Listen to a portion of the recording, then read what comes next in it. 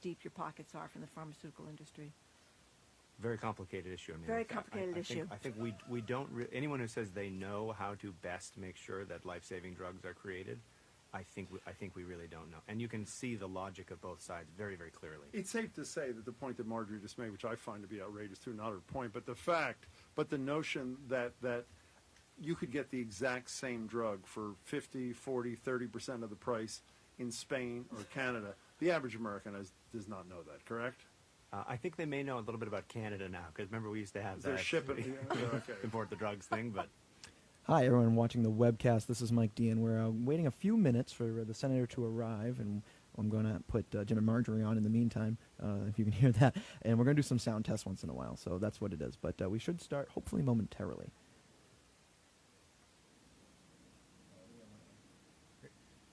Green line extension.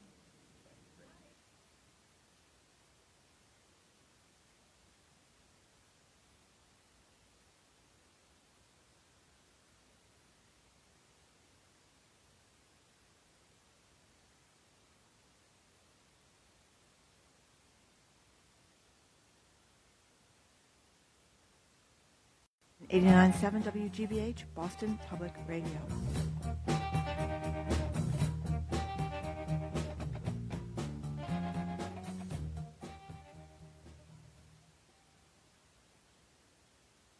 More smart local conversation is still to come with Jim Browdy and Marjorie Egan on Boston Public Radio. That's coming right up after a news update from NPR. Thanks for listening today here on 89.7 WGBH. WGBH Radio exists thanks to you. And Speakeasy Stage Company, presenting the pre-Broadway engagement of Significant Other, a new comedy about the challenges of finding love and letting go. Starts September 9th. Tickets and more information at speakeasystage.com. And an evening of public affairs. Join Gwen Eiffel and Charlie Rose for news and thought-provoking discussion from a variety of perspectives. Public affairs programming airs tonight beginning at 8 on... The senator's here, and we're going to start very shortly, so hold tight.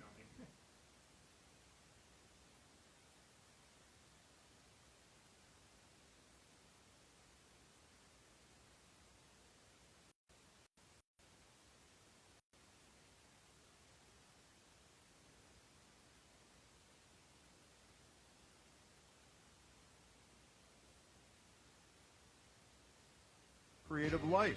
She joins us to talk about what her take on shrink-wrap cars is. From there, we talk to Salman Rushdie. For nearly a decade, Rushdie lived under police protection and was shielding him from the thought police. Of course, nothing has stopped him from writing, and with humor, he drops by to talk about his latest novel. Then it is all about nonfiction. Alex Beam joins us for our final book club installment. We'll get his take and yours on Caroline Knapp's memoir, Pack of Two.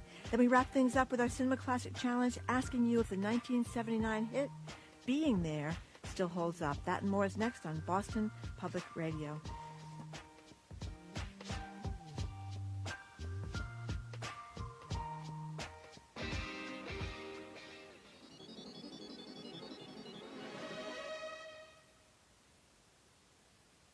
Live from NPR News in Washington, I'm Lori London.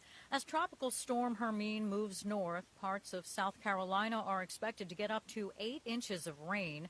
Alexandra Olgin of South Carolina Public Radio reports. City workers in Charleston are pushing debris from drains to keep the sewers clear and ready to handle the water. Charleston Mayor John Tecklenburg says he expects rain and wind this afternoon, but is optimistic the storm will pass by the weekend. Saturday, Sunday, Monday, we're going to have a beautiful weekend. You'll be able to go to...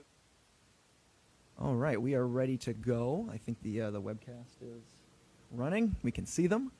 Senator, Liam, thank you for coming here. Senator, if you just want to maybe say a little bit, we can test the mic real quick. And we'll just... okay. Does this work? Yeah, that works very well. You know what I'm going to do? I'm going to turn off the loud air conditioner. There's always that one. Oh, thank you. That's much better. So we are rolling. We are live.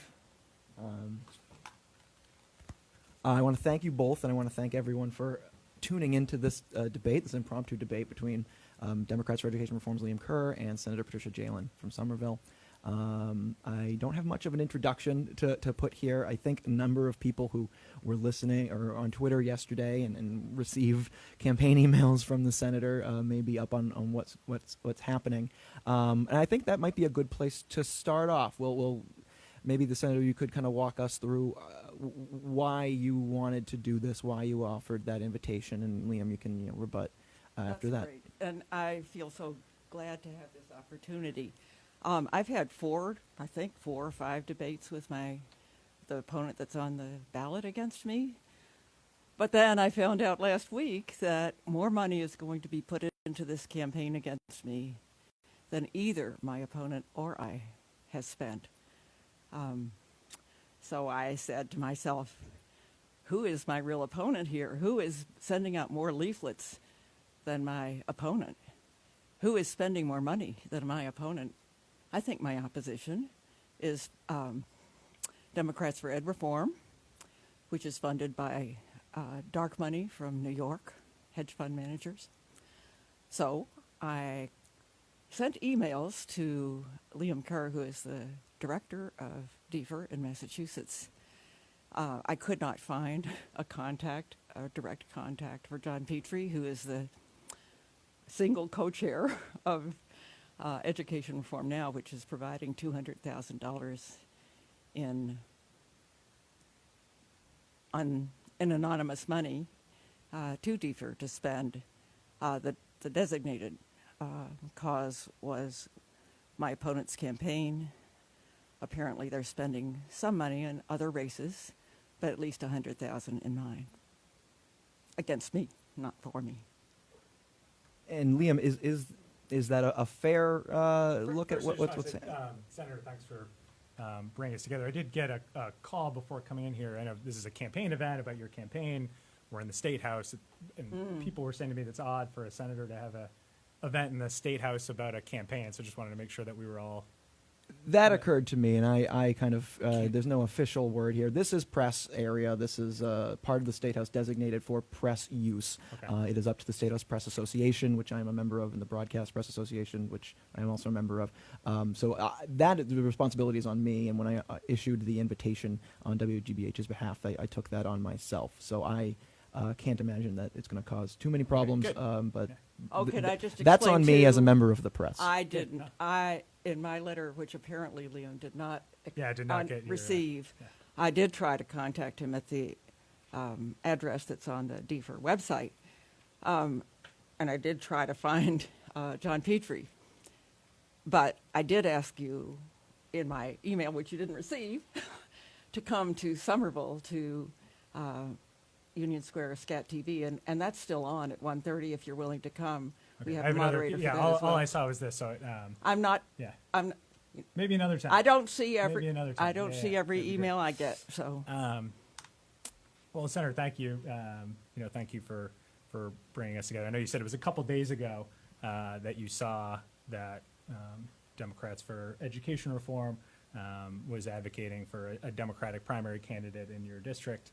I was wondering, weeks before that, on August 10th, the NEA, which I know your husband, who seems like a great guy, your husband works for the NEA, and so the outside money group affiliated with the NEA. Correction, my husband's retired, just to be clear. He used to work for the NEA. Okay. My husband's retired. Okay. It's all our own money.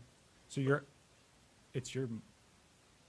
so your husband's organization, the outside money group associated with them, started running attack ads on August 10th. And I guess what do you think about?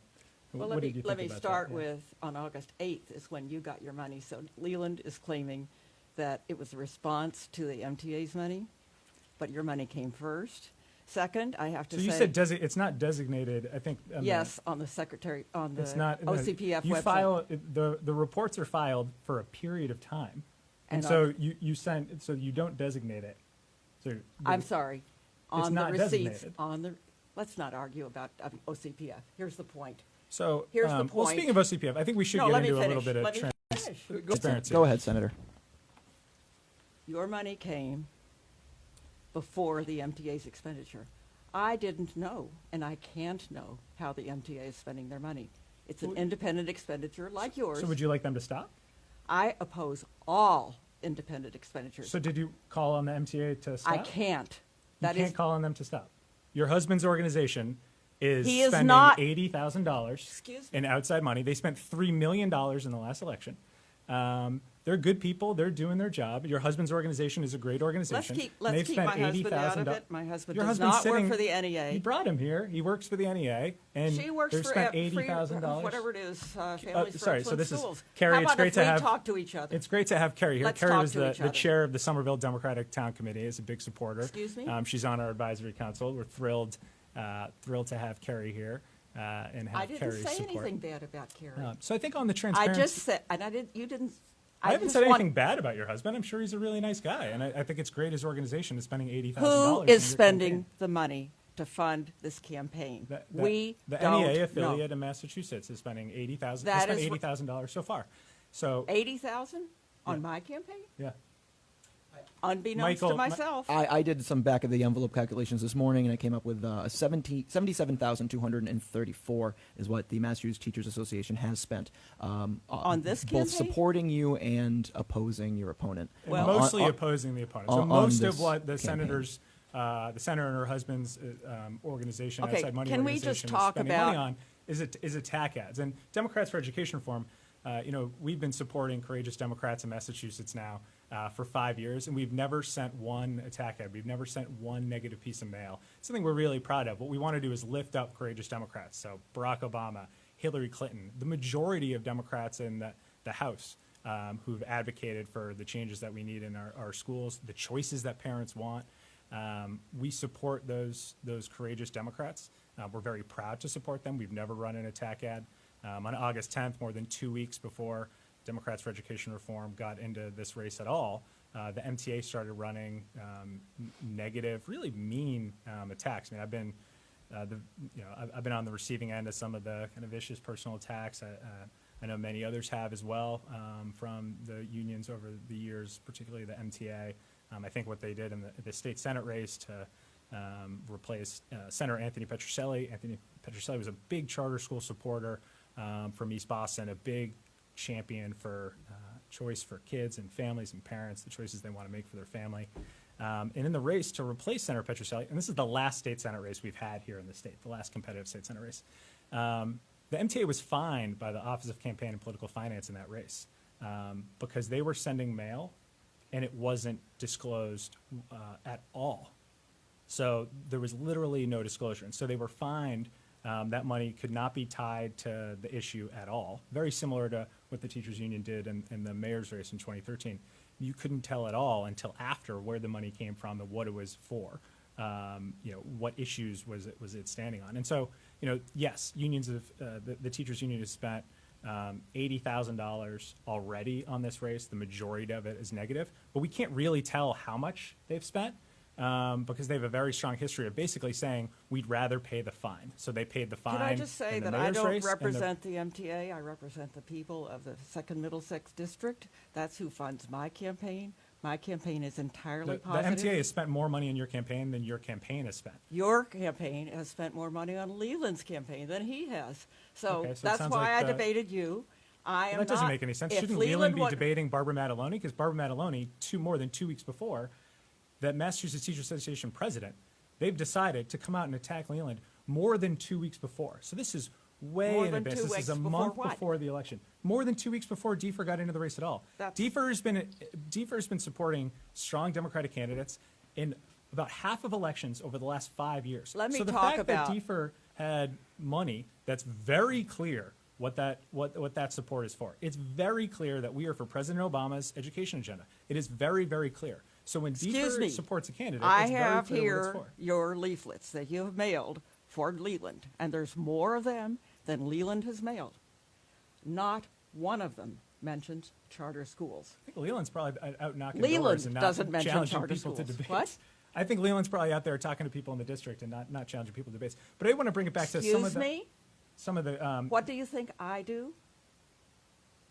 I don't spend that much time thinking about it, but I'm sure it's all good stuff for the people of the district, even though we may The people of the disagree. Middlesex District have a lot of concerns.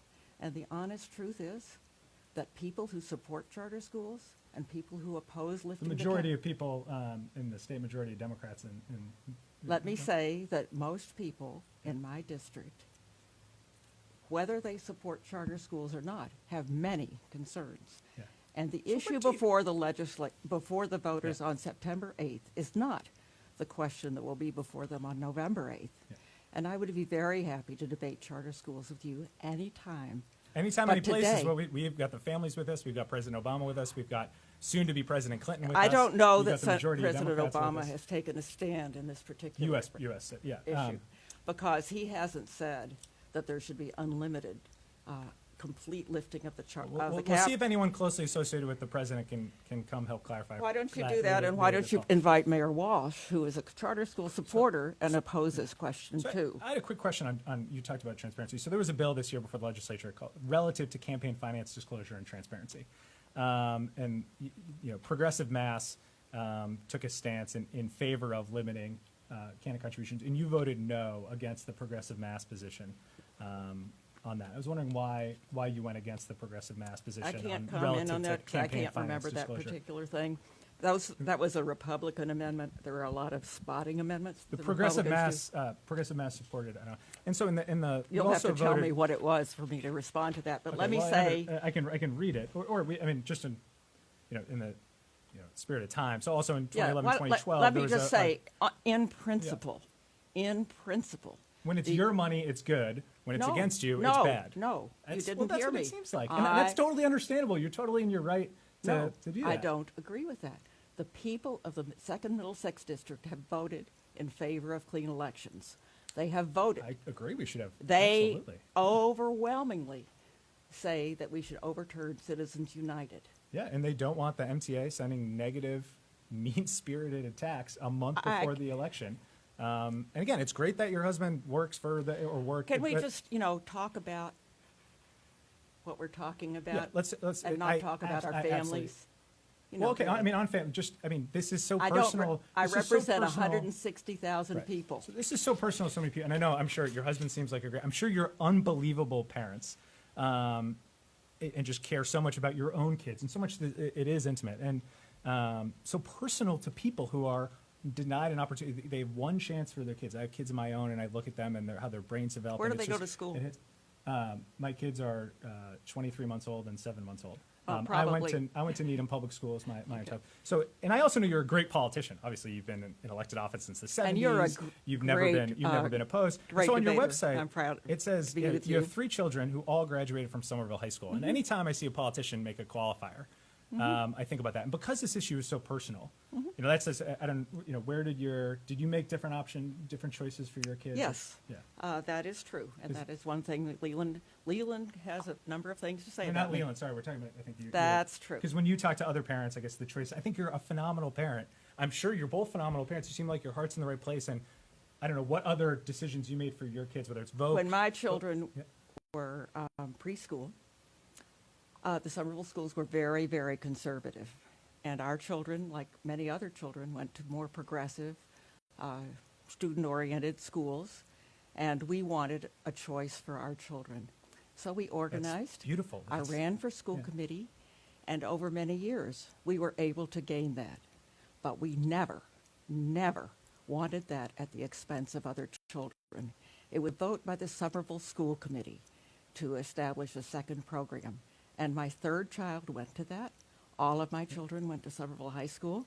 I think it's And beautiful to exercise options for your It kids and is. to organize to create new schools and new school options. And Unfortunately, that's not what's happening. I voted for charter schools in 1993 because of that experience, because I knew that it would be good for parents to organize with teachers to create new options. Well, you also, in 1993, you also filed an amendment to restrict the ability of charter schools to compensate their staffs the way that they saw fit. So you tried to kind of put strictures around. My wife was a charter school teacher. Let me talk about the and- principle yeah. of charter schools. The principle of charter schools in 1993 was to offer incubators for new ideas. I believe in that. Yeah. And what's happened in Somerville after choice was created after several years. Those practices spread throughout the school system.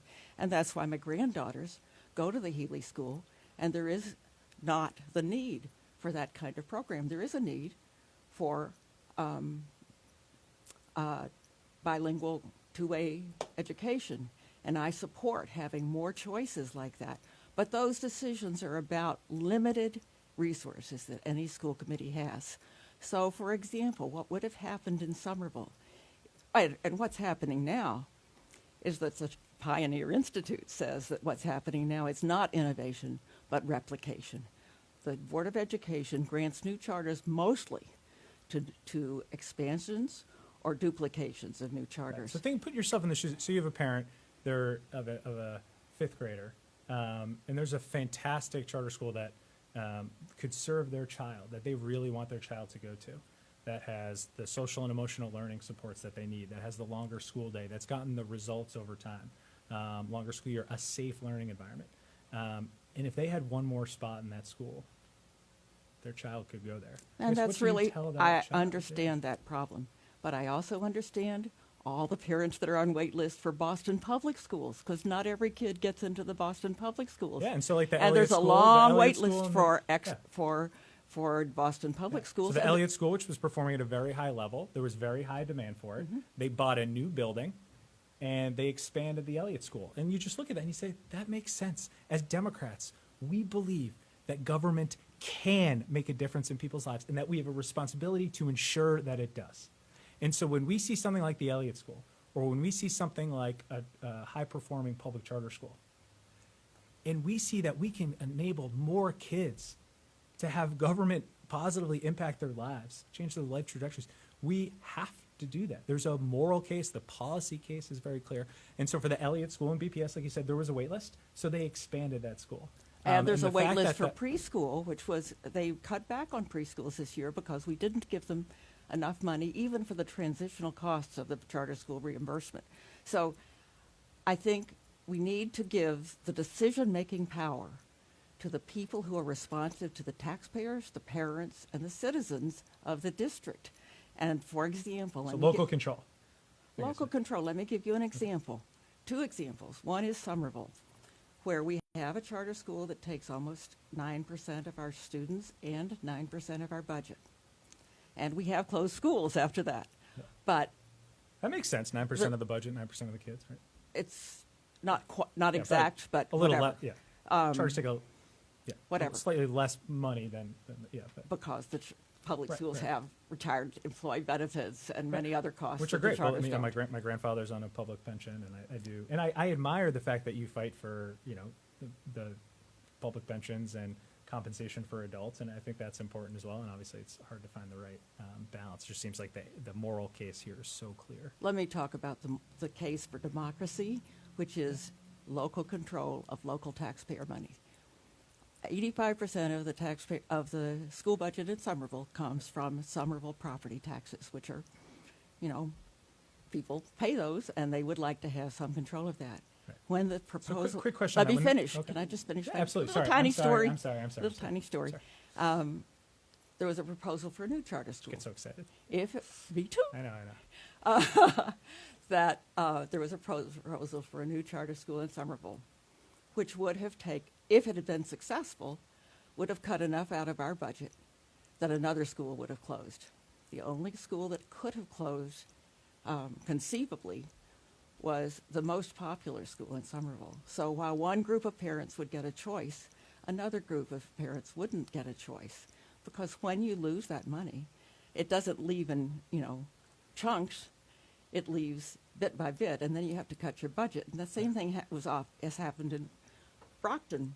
In Brockton, which has an internationally recognized high school, recognized for having raised the achievement levels of students who are very challenged, unanimously, all the elected officials, because they represent the people of Brockton, said, if there's a new charter school to take students and money out of our school, we will have to shut down programs that benefit all the children. I think that decisions about local property taxes should be made by the people who are closest to the students, to the parents, the taxpayers, and the citizens. Yeah. So, I think there's, mean, that's a very It doesn't say that we're very always right. conservative argument, local control. And Excuse me, that's a Democratic argument. Well, Democrats believe that the state and federal government have to intervene when localities are not fulfilling their constitutional obligations to uphold the rights of, and we have in our state constitution a constitutionally mandated right to a quality education. And so what happened, when the state lost a lawsuit, I'm sure you're more well versed in this than I am, but when the state lost a lawsuit and had to invest more and really track how students were doing, there was this driving evidence. The state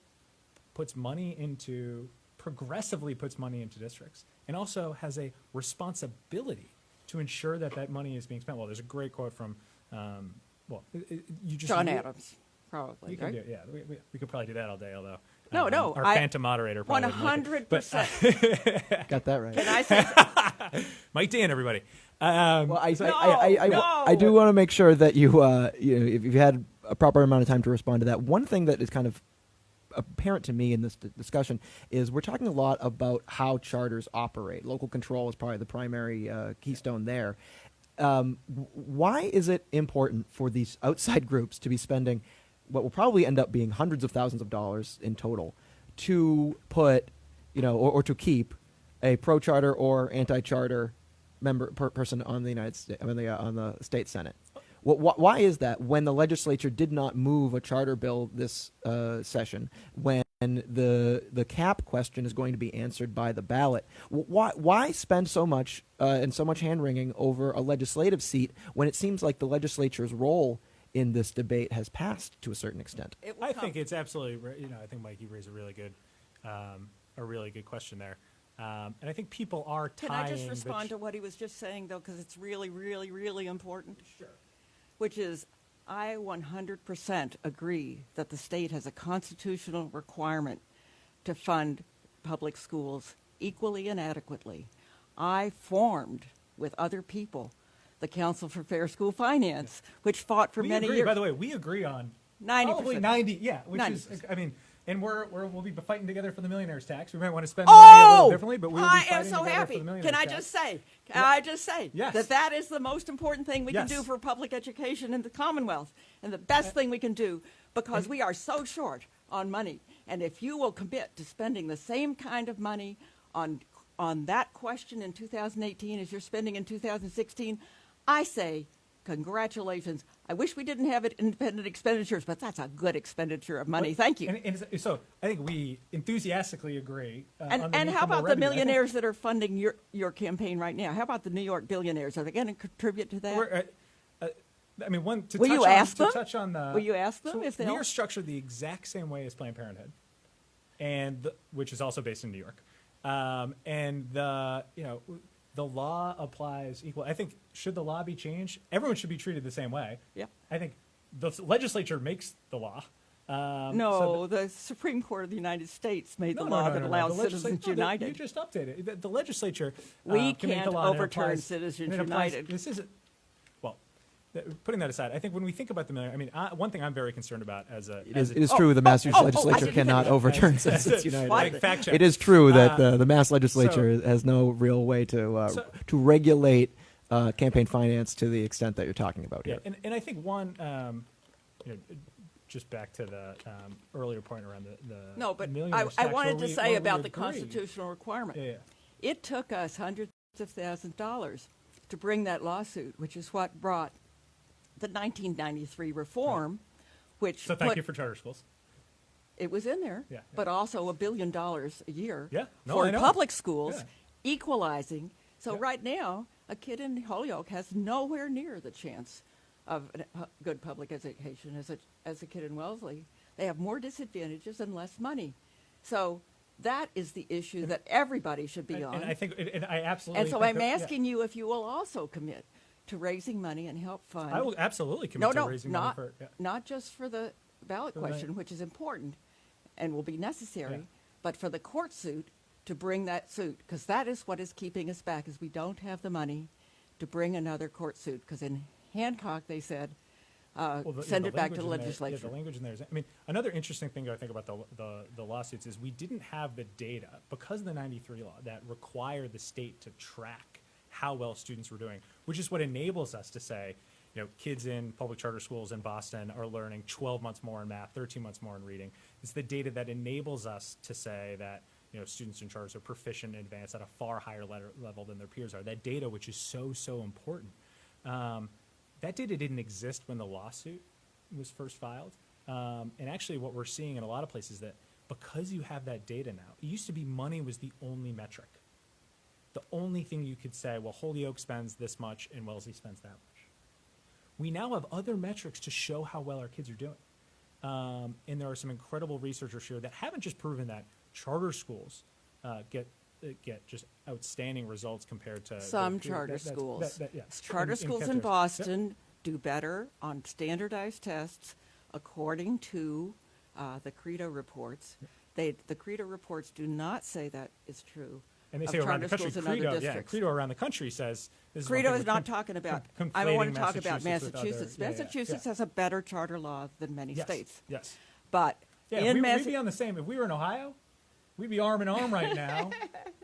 I don't know about throwing bricks through a window, but we'd be trying to shut. We'd be trying to shut down the same schools. I think if we But we're not. We're in Massachusetts, and that's why intramural, inter-party conflicts like this are really what is interesting to a lot of people. And I keep getting distracted, but I really think that the main point that we want to make, and both Liam and I agree, that the question, I think, that A, we should take big money out of politics, and B, am I right?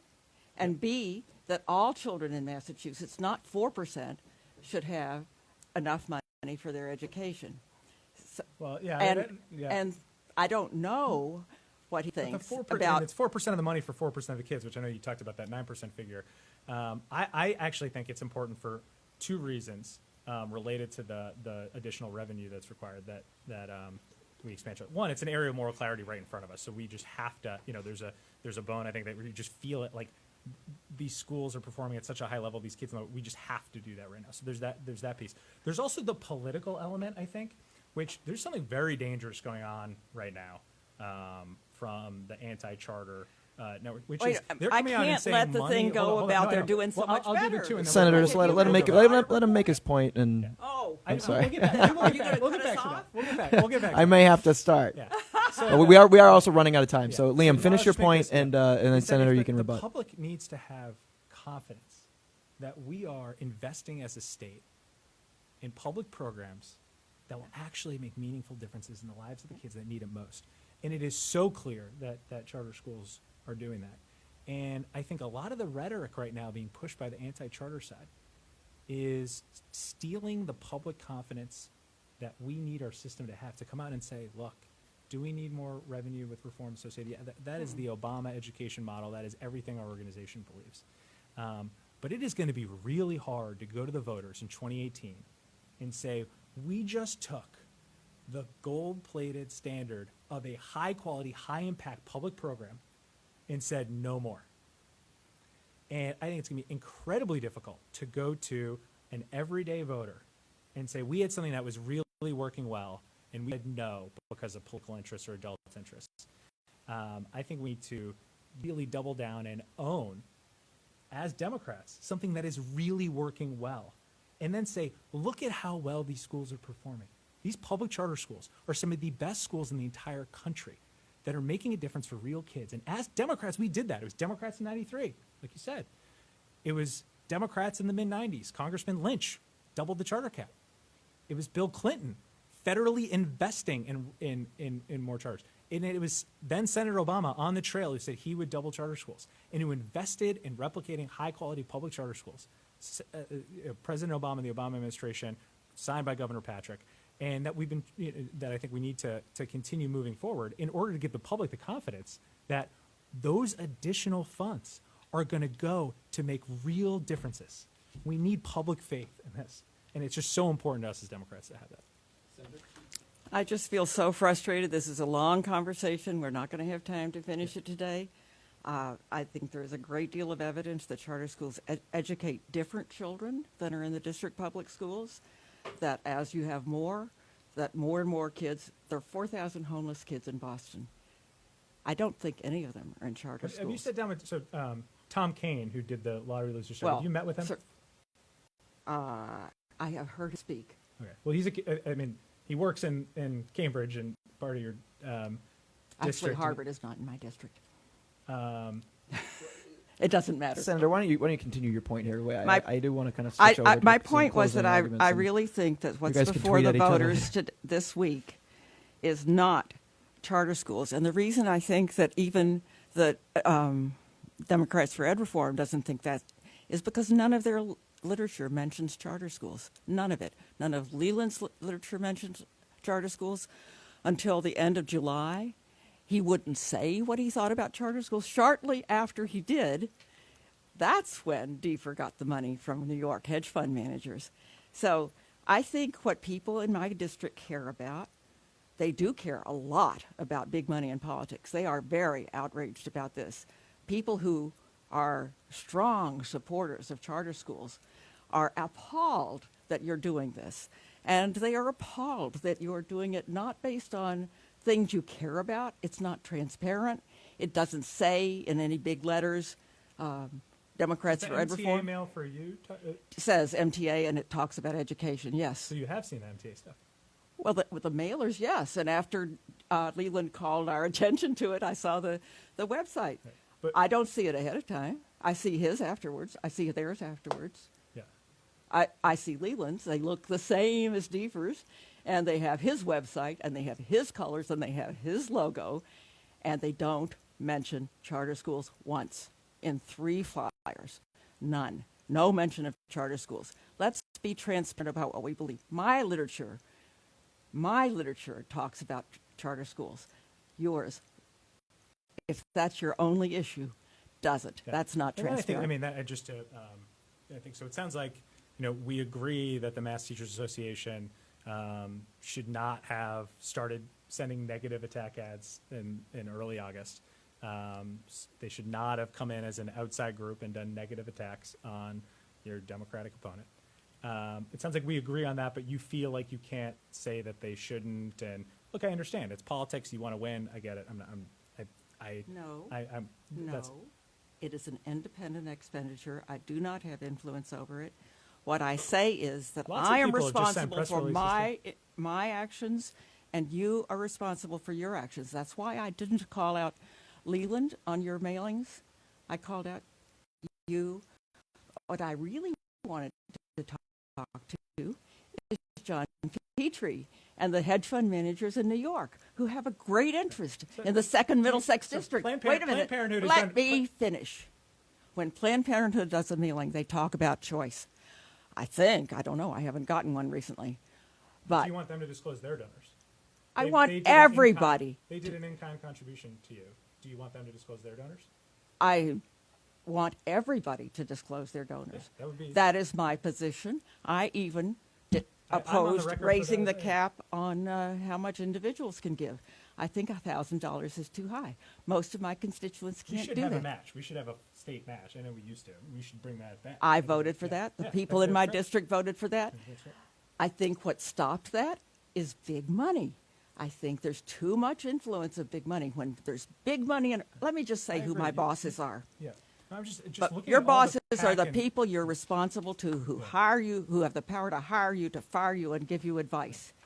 If I had $1 million, if I had what I am responsive to 160,000 people in my district. I am and I do, and they send me contributions when they can, based on what I've done. Right. So on those contributions, let the senator finish. If there was somebody giving $100 million to me and spending it on my campaign, I would be responsive to them. And I don't think. What about $80,000? I don't know how much you spent yet. I have it down as 77 from MTA on this race, and almost 99,000 for through Democrats for Education Reform. Okay, whatever. I think, first of all, I mean, and also I should say I oppose independent expenditures of any Barbara Madeline sort. listening. Should the MTA stop negative attacks on I women? don't think anyone should unilaterally So disarm. yes, no. No. So you want them to keep the No. Wait a minute. You Let me want- think about this. When we I would like Let her- to she's change thinking, the let her- system. yeah. The people in my district want Sorry, a you different don't system. want the MTA to stop the negative attacks that they were the first independent group of any group in the whole state 2 weeks before any other group got involved. You don't want them to No, stop that's the not negative true. attacks. That's not true. I don't want to talk about that. I want to talk about the fact that right now in my district, there is a lot of money coming in. It is not negative. I will have to say that. It is not transparent either. Why do you take It is. so I don't know much- who's giving the money. do In you the take- case of the MTA, I do know who gives that money. Every cent of that comes from their own members. And those members are all teachers and cafeteria workers and secretaries. And they are not people who make $100,000 in half an hour, which the hedge fund managers in New York get. Or they can get if they're top. It takes a minimum wage worker in my district, and I have plenty of them. It would take them By the way, we 10 gotta shut down years, the Wendy's 10 in your years because to they're make not that part of much the Fair money. Food What? Program. I think we got to organize a boycott of the Wendy's. They're the only one that's not in the Fair Food Program. We need What's to. the Fair all right, Food let's keep the fair food program So I have out a of question. this. Why for do you the- take so much PAC and lobbyist money? So just looking through your filing. Well, a PAC is obviously limited to, what, $500? yeah, but it seems like half your money comes from PACs. I and don't think lobbyists. so. I haven't looked at it. But Yeah. most of my contributors are from my district. Most of the money is from PACs and lobbyists. I don't think so, but I honestly haven't even looked at my own campaign finance report. I'm Well, busy writing. There's a lot missing on your. There's a lot of employers and occupations that are not here. I know you got a letter from OCPF about not filing for the BTU. You also, some of these lobbyists, you This got was so filed much this- money from what? an ExxonMobil lobbyist that you had to return What? money to them. You had to return money to an ExxonMobil lobbyist because he gave you more than the allowed amount. I don't know who that is. There are some accusations here the senator isn't prepared to respond to. It seems No, like I'm this is not. something that Yeah. would need to there's a sit lot down going on in and this, for yeah. myself as moderator, I would need to do my homework on this. And this, I feel like this is something we'll have to revisit at some point. OCPF came out, what, yesterday? Yeah. I haven't analyzed Well, I it. have a 23-month-old and a 7-month-old, so I had a lot of time last night to comb through your OCPF. I have two granddaughters that started school this week. Oh my God! And they live with Congratulations. us, and their mother's leaving for a month, and we have total charge of the granddaughter. So, don't use your Well, kids. they will be good on the doors when you're meeting. Yeah, them. you're, that's you're so much. babysitting during your race. Have you ever met a teenager? Leland's daughter. Oh, I didn't know how old they were. Leland's daughter is an unfair competitive advantage. That's I think we can agree on We can that. all- we can all Mr. Kerr, Senator Jehlen, I think we do have to leave it at that. We've gone over our 30 minutes by a bit. I think 41 minutes. So look at that. I think we covered a lot of the bases. I hope that you're both satisfied with what you got to say and heard from we your want to come your back, don't opponent. we? Best of luck, Senator.